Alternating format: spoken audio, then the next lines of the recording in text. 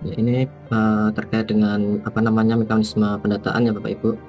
Jadi kalau di sesi ini tujuannya itu agar Bapak Ibu itu memahami alur pendataan peserta AN dan Sulingjar, kemudian nanti Bapak Ibu bisa memahami pentingnya melakukan pemutakhiran data peserta didik, kemudian data kepala satuan pendidikan maupun pendidik. Ini sebenarnya tidak digunakan saja untuk AN ya, untuk pemutakhiran data ini. Kemudian peserta ini bisa mengetahui apa namanya teknis untuk mengikuti Sulingjar. Ini nanti mulai dari operator satuan pendidikan ini membuka atau mengakses dashboard Sulingjar, sampai dengan nanti si kepala satuan pendidikan maupun guru ini nanti mengisikan apa namanya Sulingjarnya.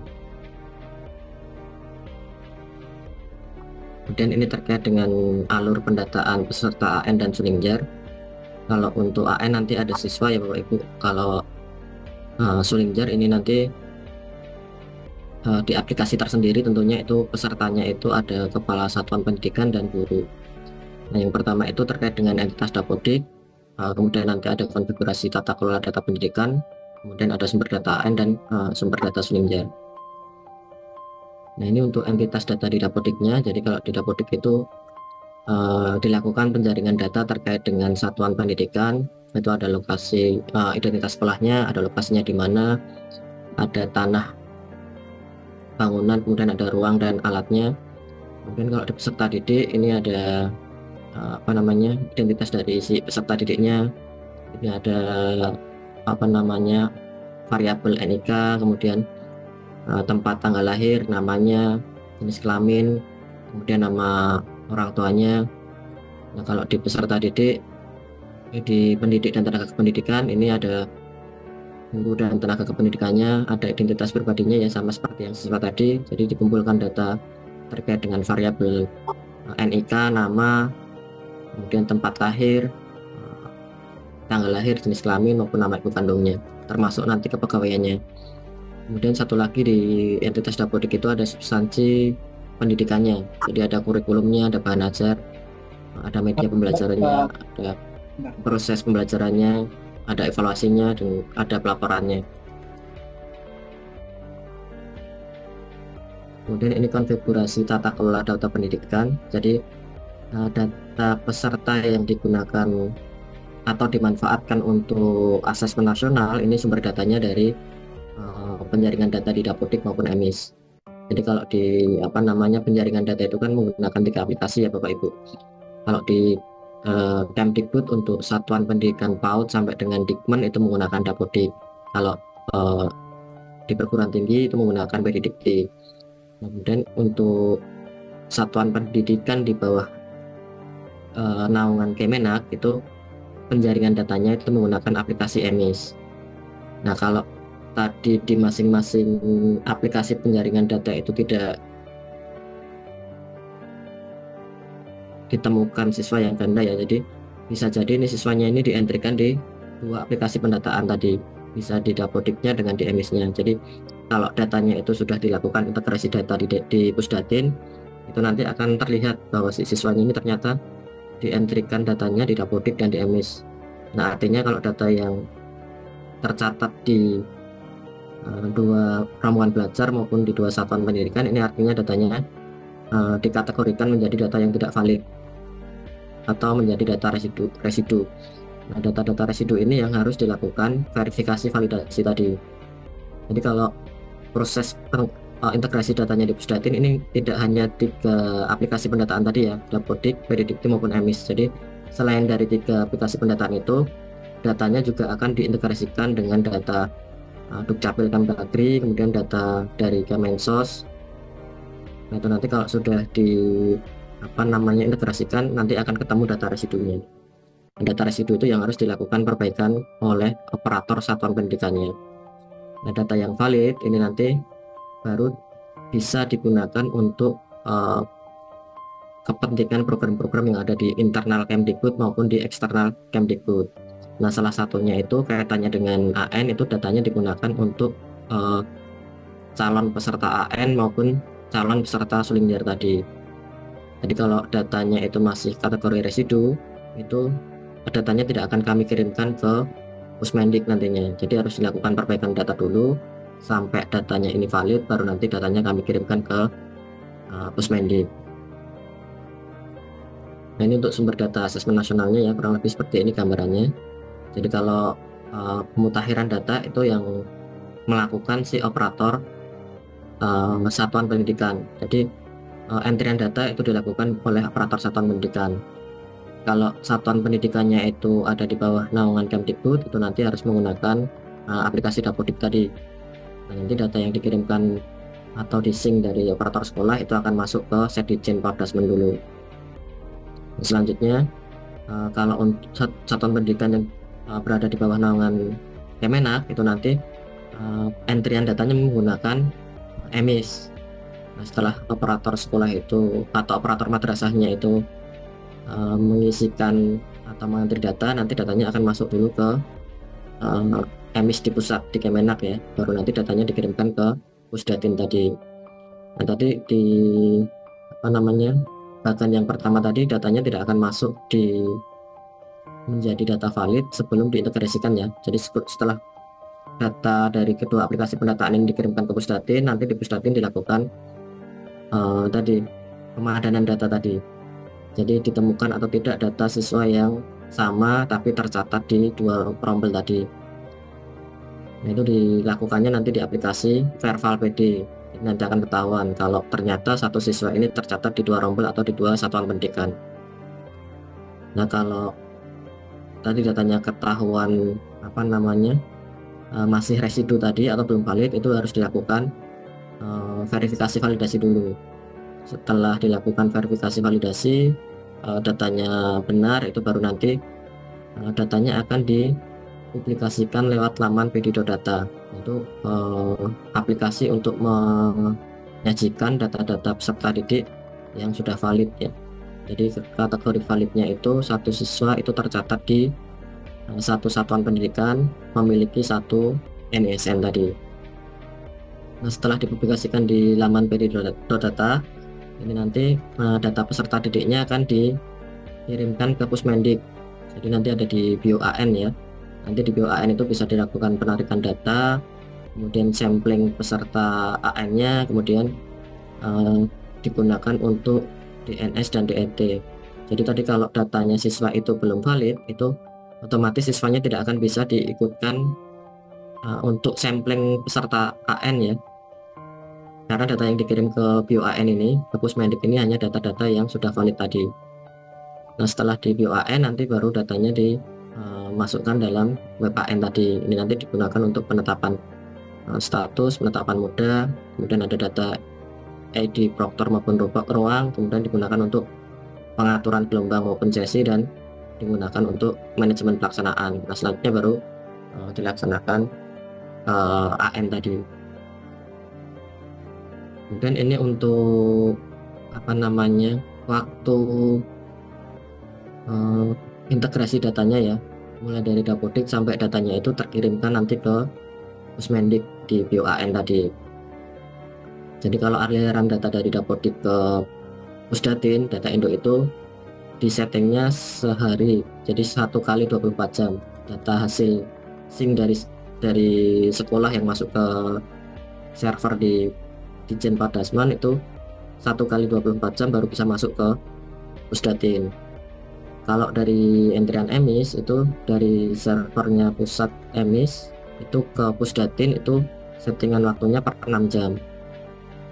Kemudian nanti dari data di Pusdatin sampai dipublikasikan ke laman Verval PD itu butuh waktu atau disetting waktunya 24 jam. Nah, dari Verval PD nanti setelah di Verval diperbaiki datanya akan dialirkan ke Pusmendik. Ini disetting waktunya sekitar 4 jam ya, per 4 jam. Nah, artinya ini kalau masih ada data yang salah, ini tidak bisa langsung merubah data yang ada di Pusmendik tadi, jadi butuh waktu ya. Kalau data entrian awal itu berarti butuh waktunya minimal itu 3 kali 24 jam. Jadi misalkan untuk cut off peserta AN-nya itu dilakukan hari ini, berarti kalau masih ada data yang salah itu eh, hari ini operator melakukan perbaikan itu datanya nggak akan merubah di Pusmendik tadi. Jadi minimal minimal waktu yang dibutuhkan 3 hari tadi. Jadi kalau cut off-nya hari ini berarti 3 hari kemarin itu berarti sekitar hari Minggu ya, Minggu atau Sabtu itu operator sekolahnya harus sudah melakukan perbaikan datanya agar data yang hasil perubahan tadi itu di hari cut off ini sudah merubah data yang ada di Pusmendik tadi. Kemudian ini untuk sumber data Sulimjar. Kalau Sulimjar itu sama ya, datanya itu sumbernya dari Dapodik maupun EMIS, yaitu harus dilakukan verval dulu. Nah, di verval ini fungsinya tadi untuk mengisikan data yang masih kosong, karena untuk terutama untuk variabel NIK dan tanggal lahir ya, karena ketika si kepala satuan pendidikan maupun guru ini ingin masuk ke aplikasi Sulimjar, ini kan menggunakan kombinasi 4 variabel ya, ada NPSN, kemudian token, NIK, dan tanggal lahir. Nah, kalau untuk NPSN dan token ini satu sekolah mesti sama, NPSN maupun tokennya sama. Yang membedakan nanti di tanggal lahir dan NIK-nya. Jadi kalau NIK-nya ini masih di aplikasi pendataan yaitu masih kosong, ini otomatis nanti sudah dapat dipastikan bahwa si guru ini tidak akan bisa masuk ke aplikasi Sulimjar, sehingga si gurunya tidak akan bisa tadi mengisikan jawaban Sulimjar. Nah, untuk kasus yang seperti ini makanya si operator sekolahnya harus membuka aplikasi Verval PTK. Jadi kalau masih ada data NIK yang kosong di aplikasi pendataan, itu nanti pengisian NIK-nya melalui aplikasi Verval PTK tadi. Nah, ketika operator ini mengisikan NIK, ini nanti 5 variabel yang lain itu akan dipadankan dengan data yang ada di Ditjen Dukcapil Kemdagri. Jadi misalkan si operator ini ingin mengisikan guru A, misalkan NIK-nya 1, nanti diisikan di Verval PTK, perubahan data di perbaikan data identitas PTK-nya, nanti diisikan NIK-nya 1. Nah, ketika disimpan nanti variabel NIK, kemudian nama, tempat lahir, tanggal lahir, jenis kelamin maupun nama ibu kandungnya itu akan di cross check dengan data yang ada di Dukcapil Kemdagri. Kalau masih ada data yang tidak sesuai dengan data Dukcapil Kemdagri, nah itu nanti tidak akan bisa disimpan NIK-nya. Jadi harus data yang di Verval dengan yang di Dukcapil itu harus sama.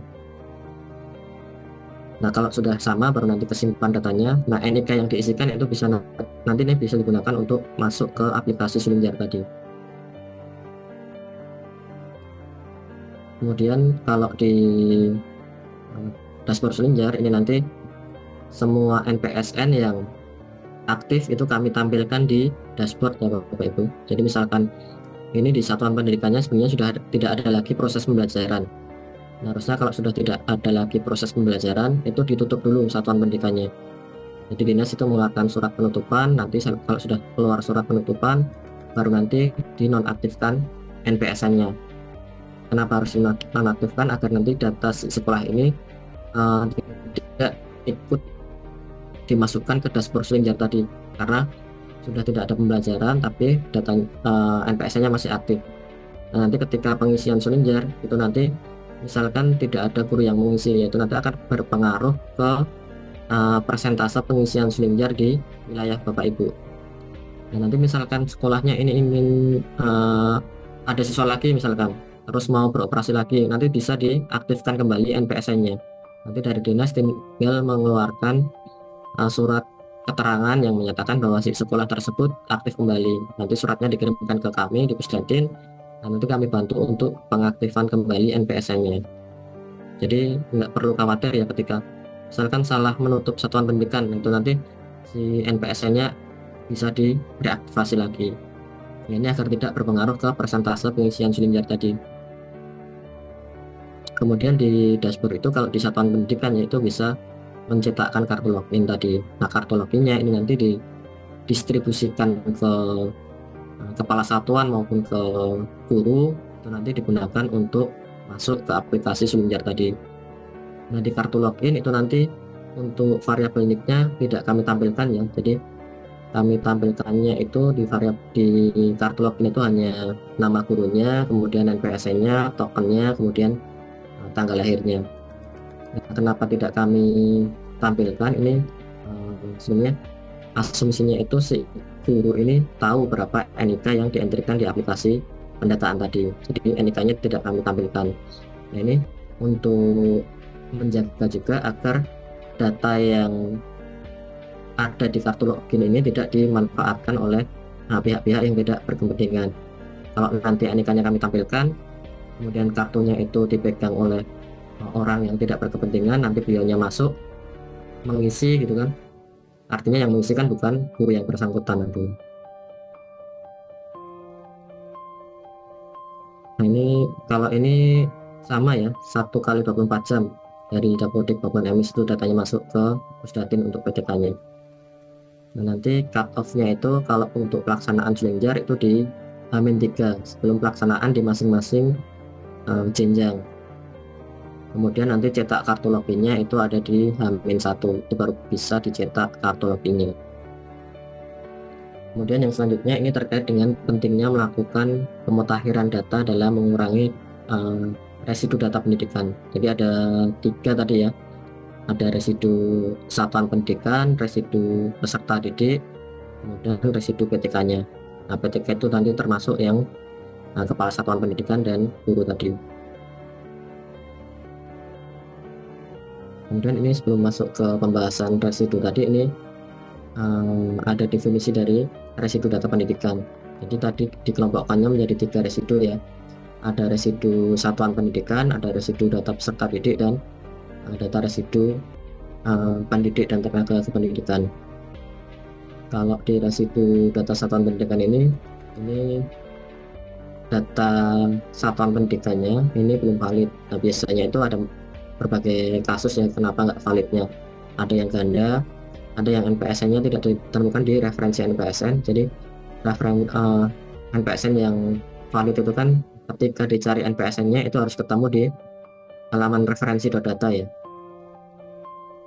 Kalau tidak ditemukan otomatis dia residu NPSN-nya. Kemudian ada juga yang nomor SK izin operasional maupun pendiriannya ini masih kosong atau belum diisi, itu kami kategorikannya juga masuk dalam kategori residu tadi. Atau lampiran SK izin operasional atau pendiriannya ini belum diunggah. Jadi kalau dilihat di referensi data itu ada fitur dokumen. Kalau di fitur dokumen itu belum ada SK-nya, berarti masuk residu tadi data satuan pendidikannya. Atau bisa juga si satuan pendidikan ini belum melakukan sinkronisasi aplikasi Dapodik ini selama 5 semester berturut-turut. Nah, ini kalau di Kepmen yang 303/M/2022 ini satuan pendidikannya ini oleh dinas boleh di nonaktifkan sementara. Jadi dikeluarkan surat penutupan, nanti setelah keluar surat penutupan satuan pendidikannya, dinas bisa menonaktifkan NPSN-nya. Nah, kenapa harus dinonaktifkan? Karena nanti akan berpengaruh ke progres pengisian Sulinjar ya. Jadi kalau di kepesertaan AN itu kan menurut atau berdasarkan surat keputusan dari kepala BSKP kan, kalau untuk kepesertaan AN satuan pendidikan ini kan pertama harus memiliki NPSN yang valid ya atau aktif. Nah, kalau NPSN-nya valid atau aktif, ini otomatis satuan pendidikan otomatis menjadi peserta AN. Nah, nanti di dashboard Sulinjar itu maupun data yang dikirimkan ke Pusmendik untuk peserta AN siswanya, ini datanya akan dikirim ke Pusmendik, kemudian nanti di dashboard Sulinjar itu nama sekolahnya akan ditampilkan. Nah, misalkan tidak Sing Dapodik selama 5 semester ini ternyata sudah tidak ada pembelajarannya. Nah, nanti ketika tidak mengikuti AN, otomatis nanti berpengaruh ke tadi pengisian Sulinjar tadi. Atau kalau di siswanya dia akan berpengaruh ke sampling siswanya tadi. Jadi tidak ada siswa yang bisa disampling nanti. Kemudian terkait dengan residu data peserta didik ini ada berbagai kasus ya kenapa siswa ini bisa masuk dalam residu data peserta didik. Nah, ini kan kalau residu data peserta didik ini kan data peserta didiknya ini kan tidak valid. Ini karena beberapa hal. Yang pertama itu biasanya belum memiliki NISN, atau ada juga yang NISN-nya ini teridentifikasi ganda. Jadi satu NISN ini digunakan oleh orang yang sama, tercatat di beberapa rombel tadi. Atau ada juga yang satu NISN yang sama ini digunakan oleh dua siswa yang berbeda. Atau ada kasus lain juga, itu satu siswa memiliki dua NISN. Itu nanti masing-masing permasalahan untuk penyelesaiannya itu nanti berbeda-beda ya Bapak Ibu, tergantung permasalahan yang ditemui tadi. Kemudian ada juga yang data peserta didiknya ini yang 6 variabel itu ya, ada NIK, nama, tempat lahir, tanggal lahir, jenis kelamin maupun nama ibu kandungnya ini tidak sesuai atau tidak padan dengan data Dukcapil Kemdagri. Kalau tidak padan itu kan nanti pengaruhnya ke penerbitan NISN. Jadi di Kepmen yang 303-M-2022 itu kan disebutkan untuk penerbitan NISN itu data siswanya harus padan Dukcapil dulu. Jadi syarat utama itu setelah data siswanya dientrikan di aplikasi pendataan, baik itu EMIS maupun Dapodik, itu data yang dientrikan harus padan dengan data Dukcapil Pusat. Kalau datanya tidak padan dengan data Dukcapil Pusat, itu Pusdatin tidak akan menerbitkan NISN yang bagi siswa yang bersangkutan tadi. Nah, untuk kriteria penerbitannya itu kami bagi menjadi dua. Pertama itu untuk siswa yang di tingkat awal ya. Kemudian mekanisme yang kedua itu untuk siswa tingkat lanjut. Kalau untuk siswa tingkat awal itu yang di PAUD dan di SD, ini setelah datanya padan Dukcapil tadi, ini secara berkala Pusdatin akan menerbitkan NISN bagi siswa yang bersangkutan. Tapi kalau untuk siswa tingkat lanjut itu yang SMP, SMA, SMK ya. Ini kalau belum punya NISN, ini nanti setelah datanya itu padan Dukcapil, ini operator sekolahnya wajib mengajukan penerbitan NISN melalui aplikasi VerHalPD. Nah, ketika mengajukan penerbitan NISN, ini nanti harus melampirkan ijazah di jenjang sebelumnya.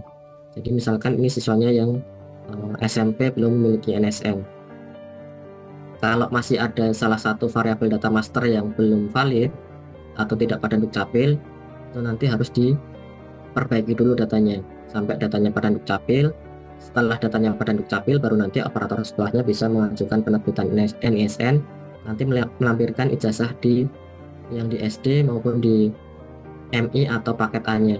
Jadi harus melampirkan ijazah di jenjang sebelumnya tadi. Nah, setelah mengajukan nanti menunggu approval dari Pusdatin, karena akan dicek dulu tuh apakah siswa ini sebelumnya sudah pernah memiliki NISN atau belum. Kalau sudah punya, biasanya kami arahkan untuk menggunakan NISN yang sudah ada. Tapi kalau datanya itu tidak ditemukan di database, baru nanti kami bisa terbitkan NISN baru tadi.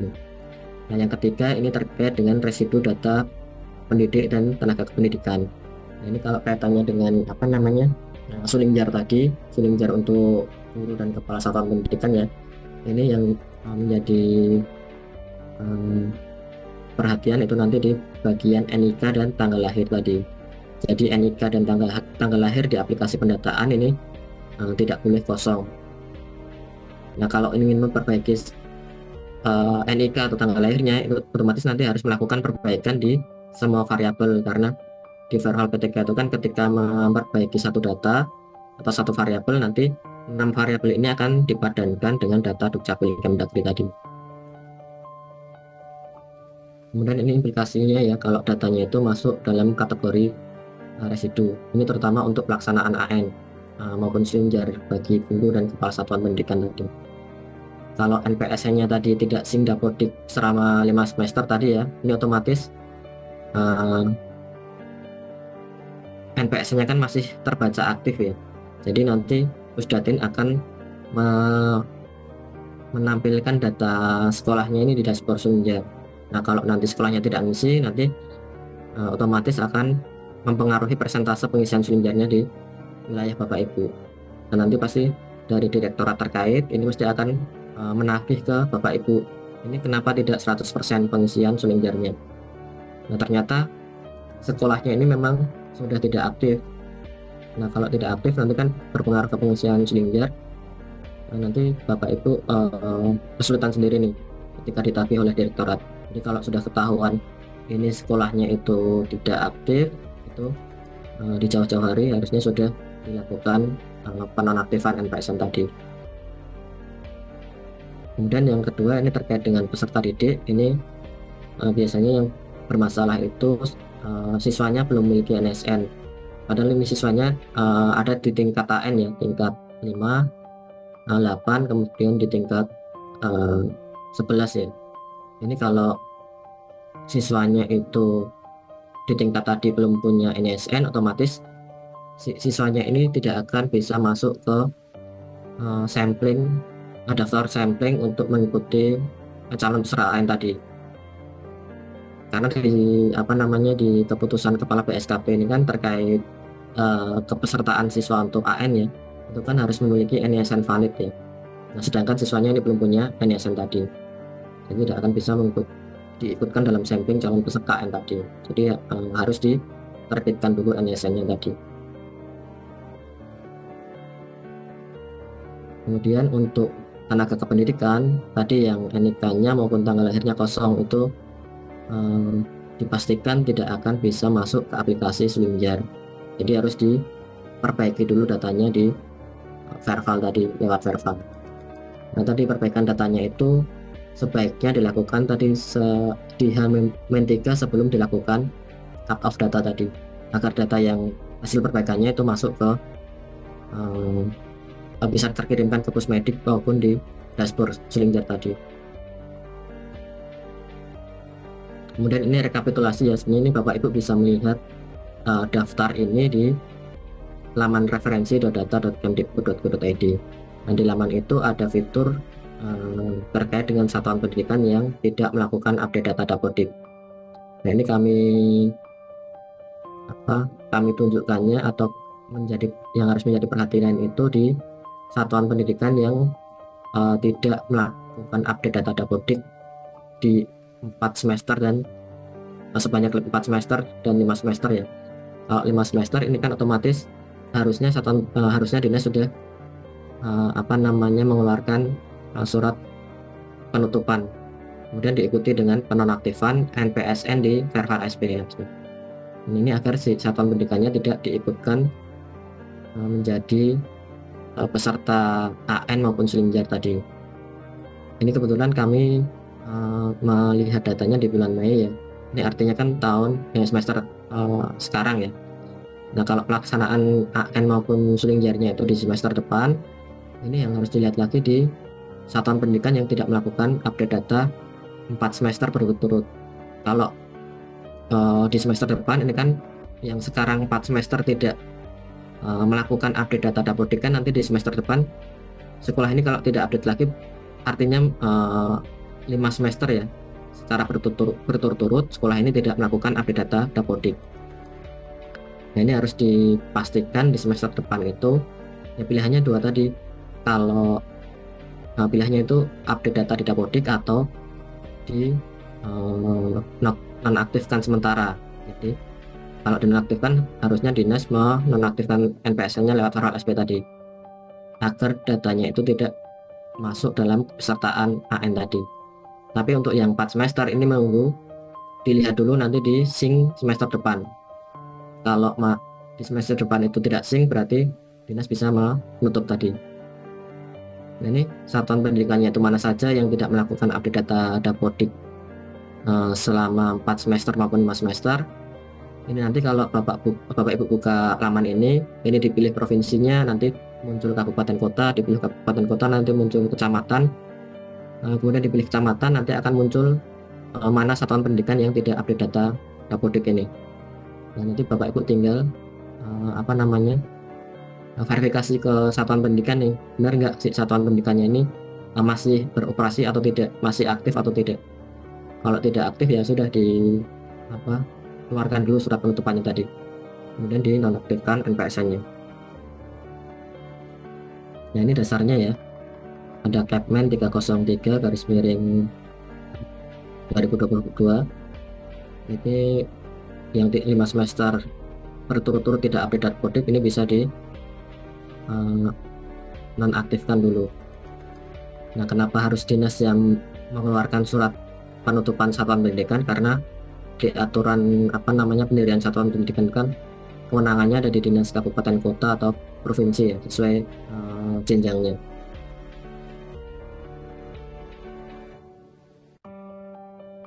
Kemudian ini terkait dengan residu satuan pendidikan.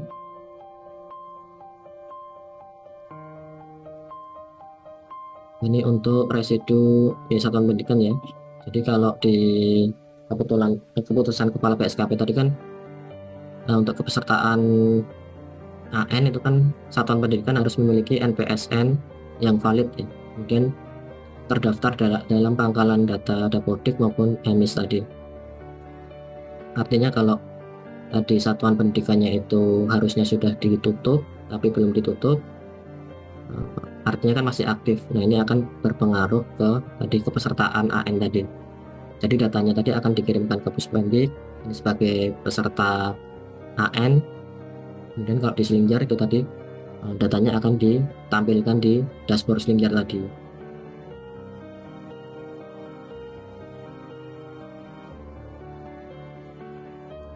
Kemudian ini untuk kepesertaan AN peserta didiknya ya, siswanya ini harus terdaftar dalam pangkalan Dapodik maupun EMIS. Kemudian tadi harus memiliki NSN yang valid. Nah, ini kalau dilihat dari dashboard ini masih ada banyak ya, 500 ribuan siswa yang masuk dalam kategori residu NSN. Artinya kalau 500 ribuan siswa ini masuk dalam tingkat siswa tingkat AN tadi ya, yang kelas 5, kelas 8, kemudian kelas 11, itu artinya siswanya ini tidak akan bisa masuk dalam sampling calon peserta AN tadi. Jadi harus diperbaiki dulu NSN-nya agar menjadi valid, selanjutnya bisa masuk dalam atau diikutkan dalam sampling calon peserta AN tadi. Kalau untuk dashboard ini Bapak Ibu bisa buka di laman referensi.data.kemdikbud.go.id/residu. Kalau dari dashboard ini nanti hanya bisa mengetahui per sekolah itu rekapitulasinya ya Bapak Ibu. Jadi jumlah sekolah ini yang masuk residu NSN ada berapa. Nah, untuk melihat siswanya itu siapa itu harus lewat Verval PD. Jadi harus login ke aplikasi Verval PD. Kemudian ini residu untuk peserta didiknya. Ini juga sama seperti yang gambar sebelumnya ya. Jadi ini hanya bisa diketahui sampai satuan pendidikannya itu rekapitulasinya berapa. Untuk melihat guru atau kepala satuannya yang NIK-nya ini masih kosong, ini harus masuk ke aplikasi Verval PTK tadi. Jadi kalau di dashboard ini masih ada banyak ya yang NIK-nya ini masuk kategori residu. Kalau kategori residunya ini tidak pada bentuk capil tapi 16 digit, itu masih bisa dimungkinkan untuk si guru ini atau kepala satuan pendidikan ini masuk ke aplikasi Slingjar. Tapi kalau NIK-nya ini tidak sesuai format, jadi tidak 16 digit atau 16 digit tapi ada karakter lain ya, bukan angka, itu tidak, atau kosong bahkan, itu dipastikan tidak akan bisa masuk ke aplikasi Slingjar tadi. Jadi harus diperbaiki dulu datanya lewat Verval PTK, baru nanti si guru ini bisa masuk ke aplikasi Slingjar tadi. Kemudian ini terkait dengan pemutakhiran data peserta didik. Ini untuk verifikasi validasi data peserta didiknya ya. Jadi tadi permasalahannya kan ditemui bermacam-macam ya. Jadi solusinya juga ada banyak, nanti tergantung permasalahan yang ditemui tadi. Misalkan NSN-nya tadi salah ya, atau satu siswa memiliki 2 NSN. Ini harus diperbaiki dulu NSN-nya. Jadi 2 data tadi dijadikan satu menggunakan 1 NSN. Atau NSN-nya salah mengisikan NSN siswa lain misalkan. Nanti harus diperbaiki dulu NSN-nya. Agar data NSN-nya tidak menjadi ganda tadi, jadi tunggal, jadi valid. Atau tadi permasalahannya si siswanya belum memiliki NSN. Nah, kalau belum memiliki NSN, ini solusinya hanya bisa diterbitkan NSN baru. Nah, untuk penerbitan NSN ini nanti melihat data dari si siswanya, apakah data yang dientrikan ini sudah sesuai Dukcapil atau belum. Kalau sudah, nanti tinggal kalau siswa tingkat awal tinggal menunggu ya, karena penerbitan NSN-nya kan tadi otomatis by sistem ya setiap waktu. Nah, kalau yang siswa tingkat lanjut ini setelah padan Dukcapil, datanya itu tadi si operator sekolahnya harus uh, operator sekolahnya harus mengajukan penerbitan NSN tadi. Kemudian kalau siswanya tercatat ganda tadi di beberapa satuan pendidikan atau di beberapa rombel, ini ada bisa datanya dikeluarkan atau di merger. Nah, kalau datanya dikeluarkan dari aplikasi pendataan itu kalau kedua data tadi atau lebih itu statusnya sama-sama aktif. Kan nggak boleh ya Bapak Ibu, ketika satu siswa ini sekolahnya di beberapa tempat semuanya aktif, itu kan tidak diizinkan ya. Nanti secara pelaksanaan pembelajarannya kan dipertanyakan siswanya ini. Nah, untuk kasus yang seperti ini harus dikeluarkan datanya dari salah satu aplikasi pendataan tadi di satuan pendidikan ya, agar si data siswanya ini menjadi valid tadi. Kalau data siswanya ini tercatat di beberapa rombel maupun satuan pendidikan, satu aktif, yang lain ini tidak aktif, itu nanti perbaikannya dilakukan dengan cara merger data, jadi digabungkan datanya. Kalau datanya siswa ini masih belum valid, jadi data masternya itu ada NIK, nama, tempat lahir, tanggal lahir, jenis kelamin, nama ibu kandung, ini belum valid Dukcapil, ini solusinya harus diperbaiki agar datanya itu padan dengan data Dukcapil. Kemudian menghindari input data secara manual ya Bapak Ibu. Jadi kalau ada mutasi data itu sebaiknya dilakukan tarik data, atau ada siswa yang melanjutkan itu nanti dilakukan tarik data. Nah, kalau siswanya sudah mutasi itu sebaiknya dikeluarkan, jangan ditahan ya. Biasanya kan sekolah suka nahan data siswa yang sudah mutasi, alasannya biar BOSP-nya cair. Itu nanti kasihan si siswanya, harusnya ikut siswa yang harusnya ikut AN di sekolah lain, karena datanya ditahan, siswanya nggak bisa ikut AN di sekolah yang lain tadi.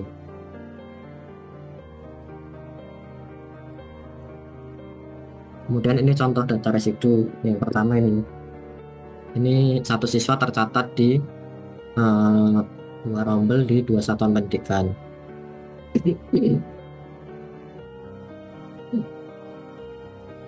Nah, ini satunya tercatat di SMP. Yang di SMP ini kan pendataannya menggunakan Dapodik. Kemudian yang satunya tercatat di MTS, ini pendataannya menggunakan EMIS ya. Nah, ini kalau dari masing-masing aplikasi pendataan ini nggak ketahuan nih kalau siswanya ternyata di entry di dua satuan pendidikan.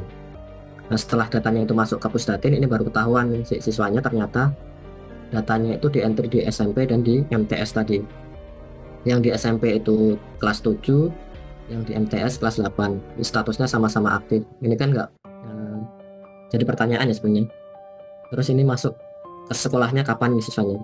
Apakah dia bisa masuk ke dua sekolah ini tiap hari? Itu kan jadi pertanyaan. Nah, harusnya nggak boleh ya ini. Ini harusnya hanya ada di satu satuan pendidikan. Nah, kalau untuk kasus ini kan kalau dilihat dari variabel master siswanya, data master siswanya ini kan sama nih. NIK-nya sama, kemudian nama siswanya sama, tempat lahirnya sama, tanggal lahirnya sama, nama ibu kandungnya sama, jenis kelaminnya sama. Nah, kalau seperti ini kan artinya satu siswa yang sama tapi dientrikan di dua aplikasi pendataan ya. Karena statusnya sama-sama aktif, ini harus dikeluarkan salah satu datanya dari aplikasi pendataan. Nah, kalau melihat dari tingkatnya, ini siswanya sudah tingkat 8, berarti siswa ini datanya harus dikeluarkan dari Dapodik yang di kelas 7.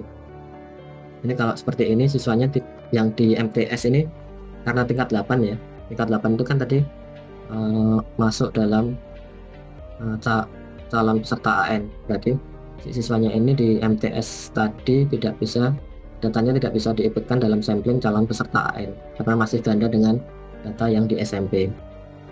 Nah, ini penyelesaiannya itu harus dikeluarkan data yang di SMP, baru nanti data di MTS-nya bisa valid. Jadi hanya terdata satu tadi. Kemudian ini contoh yang kedua. Kalau contoh di yang kedua ini siswanya belum punya NSN. Tadi di syarat kepesertaan lain untuk peserta didik kan disebutkan siswa ini harus memiliki NSN yang valid tadi. Ini kalau dilihat kenapa siswanya sampai belum punya NSN, ini kebetulan tingkat 7 ya. Kenapa sampai tingkat 7 ini si siswa tidak memiliki NSN? Ini kalau dilihat dari variabel yang diisikan, kemudian variabelnya itu dipadankan dengan dukcapil, ini ternyata masih ada data yang tidak padan dukcapil di bagian nama dan tanggal lahir. Tadi di syarat penerbitan NSN sesuai Kepmen tadi kan datanya sudah dientrikan di Dapodik, kemudian datanya itu harus padan dukcapil ya. Nah karena ini ada dua variabel yang tidak padan dukcapil, ini makanya siswanya tidak diterbitkan NSN-nya. Nah untuk kasus ini si operator sekolahnya harus melakukan perbaikan data dulu. Jadi di bagian nama dan tanggal lahirnya ini harus diisi sesuai dengan data yang ada di Dukcapil pusat. Jadi kalau misalkan mengisinya menggunakan kartu keluarga, data di kartu keluarganya itu belum sampai masuk ke Dukcapil pusat, belum update gitu ya, itu nggak akan bisa. Jadi Pusdatin itu pemadanan datanya dengan Dukcapil pusat. Kalau datanya di kartu keluarga itu belum update ke Dukcapil pusat, tidak akan padan data yang diisikan di sekolah dengan data di Dukcapil pusat tadi. Nah setelah dilakukan perbaikan, datanya valid 100%, baru nanti si operator sekolahnya bisa mengajukan penerbitan NSN. Karena nih siswanya di tingkat 7 ya, di SMP, nanti melampirkan ijazah di jenjang sebelumnya. Nah ini kebetulan siswanya tingkat 7. Kalau siswanya ini tingkat 8, itu otomatis nanti karena belum memiliki NSN, siswanya ini tidak akan, ini semester kemarin ya, berarti kalau semester depan ini nanti siswa ini kan menjadi kelas 8 ya, artinya masuk dalam calon peserta AN. Nah ini siswanya tidak akan bisa masuk dalam sampling nantinya karena datanya itu masih dalam kategori residu, tidak memiliki NSN tadi. Kemudian ini contoh yang ketiga, kalau ini satu peserta didik ini memiliki 2 NSN. Nah kenapa sampai satu siswa ini memiliki 2 NSN? Ini ada beberapa kondisi ya. Yang pertama, dulu si siswanya ini ketika ngentri data itu antara jenjang pendidikan sebelumnya dengan yang sekarang itu beda. Jadi dulu kan belum menggunakan tarik data ya, masih entry. Jadi antriannya di 2 sekolah dulu beda, sehingga di sekolah yang baru itu akan diterbitkan NSN baru. Atau bisa juga dulu di fitur Verhal PD itu ada fitur untuk penerbitan NSN ya. Jadi di operator sekolah itu sebelum menerbitkan NSN itu harus diminta untuk mencari dulu. Dulu ada fitur namanya not match dulu. Jadi diminta mencari sebanyak 5 kali. Kalau di 5 kali pencarian itu tidak ketemu, baru bisa diterbitkan NSN. Nah ini ternyata di tingkat satuan pendidikan itu tidak melakukan langkah pencarian tadi sebanyak 5 kali itu. Jadi malas cari, akhirnya langsung dipilih tombol not match tadi. Akhirnya yang harusnya siswanya ini sudah punya NSN, karena tidak dicari oleh operator sekolahnya, jadi diterbitkan NSN baru. Makanya si siswa ini punya lebih dari 1 NSN tadi. Nah kalau kasus ini kebetulan satunya tidak aktif, satunya aktif, ini bisa langsung di merger nanti. Nah perlakuan mergernya itu hanya bisa dilakukan di Pusdatin. Kalau dari tingkat dinas pendidikan kabupaten kota atau provinsi itu sifatnya pengajuan merger. Jadi kami sediakan data yang teridentifikasi ganda, nanti dinas pendidikan mengajukan merger itu, nanti approvalnya ada di Pusdatin. Nah ini untuk terkait perbaikan data identitas peserta didik, selain bisa dilakukan lewat Verhal PD, kalau lewat Verhal PD ini kan yang melakukan perbaikan data si operator sekolah, itu bisa dilakukan juga lewat arsip NSN. Kalau arsip NSN ini yang melakukan perbaikan data itu siswanya sendiri atau orang tua atau walinya. Kalau lewat arsip NSN nanti ada 2 tahap login ya. Yang pertama itu mengisikan NISN dan nama ibunya ya, ibu kandungnya. Yang kedua itu nanti harus mengisikan, kalau yang tahap pertama berhasil, nanti di tahap kedua itu loginnya harus mengisikan NPSN, tanggal lahir, NPSN, tanggal lahir, dan NIK kalau nggak salah. Nah kalau itu berhasil baru nanti bisa masuk ke formulir perbaikan data ini. Jadi sama ketika mengisikan data nanti harus padan dengan data Dukcapil pusat tadi. Kalau data yang dientrikan itu belum sama dengan data yang di Dukcapil pusat, ini tidak bisa diajukan perubahan. Kalau pengajuan perubahan atau pemutakhiran datanya lewat arsip NSN ini nanti bisa di-approve atau harus di-approve oleh operator sekolahnya masing-masing. Kalau pengajuannya lewat Verbal PD itu nanti yang melakukan persetujuan itu ada di pusat. Kemudian ini pemutakhiran data kepala satuan pendidikan dan guru ya. Tadi katanya dengan Sulingjar itu harus dipastikan keterisian kolom NIK dan tanggal lahirnya. Kalau kolom NIK-nya masih kosong, artinya belum diisikan NIK-nya di aplikasi pendataan, ini harus dilakukan pengisian kolom NIK-nya oleh operator satuan pendidikan melalui aplikasi Verbal PTK. Nah, di aplikasi Verbal PTK ini nanti ketika si operator satuan pendidikan ini mengisikan NIK-nya, nanti semua variabel masternya, jadi ada NIK, nama, tempat lahir, tanggal lahir, jenis kelamin, nama ibu kandung yang diisikan itu akan dipadankan dengan data Dukcapil Kemdagri tadi. Jadi kalau masih ada salah satu yang salah, itu tidak akan bisa tersimpan perubahannya nanti. Kemudian ini terkait dengan teknis pengisian instrumen Sulingjar.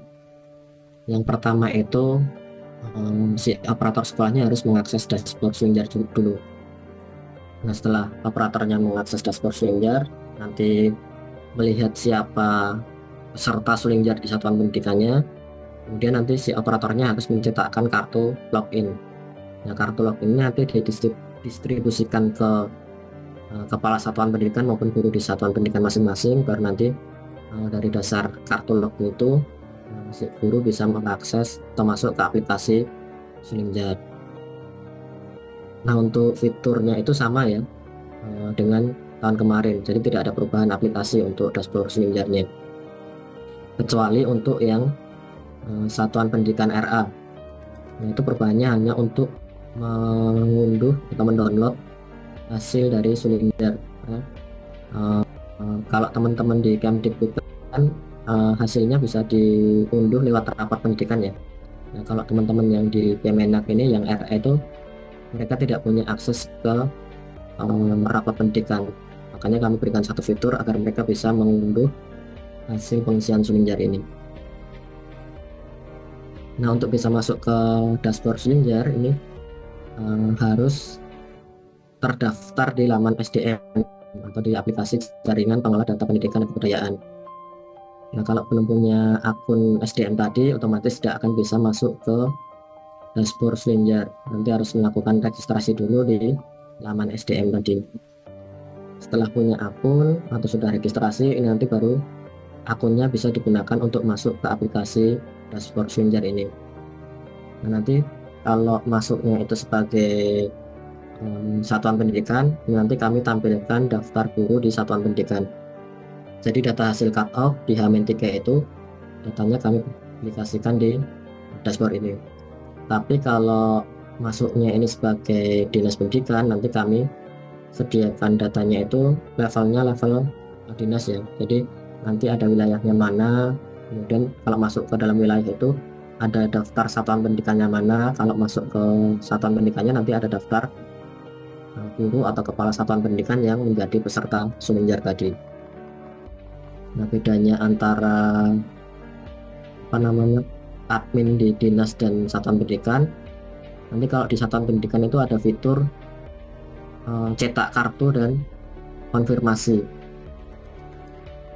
Cetak kartu itu nanti digunakan tadi dicetak terus kartunya didistribusikan ke kepala satuan pendidikan dan guru. Kalau konfirmasi itu nanti untuk memberikan informasi bahwa si guru ini tidak bisa mengisikan Sulingjar. Nanti ada keterangan kenapa tidak bisa mengisikannya, jadi ada referensinya nanti. Dan ini kalau masuk di satuan pendidikan nanti ada informasi total gurunya ada berapa, total kepala sekolahnya ada berapa, kemudian ada yang informasi yang telah mengisi atau mengikuti yang belum ada berapa, kemudian ada persentase pengisian Sulinjar di setiap guru ya. Jadi jawaban yang sudah dikirim itu sudah 100% atau belum nanti terlihat dari dashboard ini. Nah, ini yang fitur yang tidak tersedia di Dinas Pendidikan itu ada yang di paling kiri ya, di action ini. Kalau untuk NPTK, NIK, nama, isian, persentasenya berapa, jenis respondennya, kemudian keterangan konfirmasi ini di dinas tersedia nanti. Yang tidak tersedia hanya kolom action saja. Itu hanya disediakan bagi si operator satuan pendidikan. Nah, ini untuk fitur cetak kartu loginnya. Nanti kalau dicetak kartunya itu bentuknya seperti ini. Jadi ada informasi terkait dengan nama sekolah, NPSN, token. Nah, untuk NPSN dan token itu satu satuan pendidikan sama ya. Kemudian ada nama respondennya atau peserta Sulinjarnya. Kemudian NIK-nya ini sengaja tidak kami tuliskan di kartu login. Jadi hanya informasi bahwa NIK-nya ini sesuai dengan yang diisi pada aplikasi Dapodik maupun EMIS. Kemudian ada informasi terkait dengan tanggal lahirnya. Nah, data NPSN, token, tanggal lahir, dan NIK yang ada di pendataan itu nanti yang digunakan untuk masuk ke aplikasi Sulinjar oleh si guru maupun kepala satuan pendidikan. Nah, ini fitur konfirmasi ini yang tidak tersedia juga di dinas. Jadi ini hanya tersedia di satuan pendidikan. Nah, karena data Sulinjar ini kan sifatnya data cut-off ya, jadi di cut-off di H-3. Nanti misalkan ketika di pelaksanaan ada salah satu guru yang tidak bisa mengisikan Sulinjar, itu harus dilakukan konfirmasi tadi. Jadi misalkan ketika cut-off data ini gurunya masih aktif ngajar di sekolah ya. Nah, kemudian ketika pelaksanaan itu karena ada permasalahan, gurunya diberhentikan oleh kepala sekolahnya misalkan. Jadi dikeluarkan dari sekolah. Nah, karena dikeluarkan dari sekolahnya, ini si guru ini nggak mau isi Sulinjar. Nah, nanti dari sekolah bisa melakukan konfirmasi. Nah, fungsinya ini memberikan informasi ke pusat bahwa si guru ini tidak atau berhalangan untuk mengisikan Sulinjar, sehingga nanti si data guru ini tidak diikutkan dalam perhitungan persentase pengisian Sulinjar di satuan pendidikan maupun nanti di tingkat kabupaten, kota, atau provinsi. Kemudian yang bisa dilakukan dinas itu kemudian ini juga bisa dilakukan di satuan pendidikan ya. Selain dilakukan di dinas, ini melakukan monitoring pengisian Sulinjar.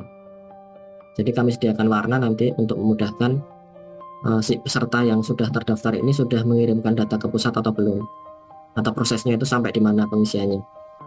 Nah, kalau yang warna putih itu artinya si guru ini belum mengisikan atau belum pernah login ke aplikasi Sulinjar. Nah, kalau nanti gurunya pernah login ke aplikasi Sulinjar, nanti dari warna backgroundnya putih ini akan berubah menjadi kuning.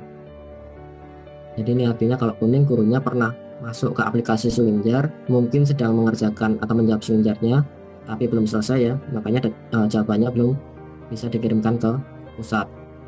Nah, kalau yang warna hijau ini artinya si guru sudah selesai mengisikan Sulinjar, jadi jawabannya itu sudah dikirimkan ke server pusat. Nanti tergantung persentase pengisiannya itu. Kadang ada yang sudah hijau itu tapi persentasenya belum 90%. Itu artinya masih ada satu pertanyaan yang belum terjawab atau dijawab.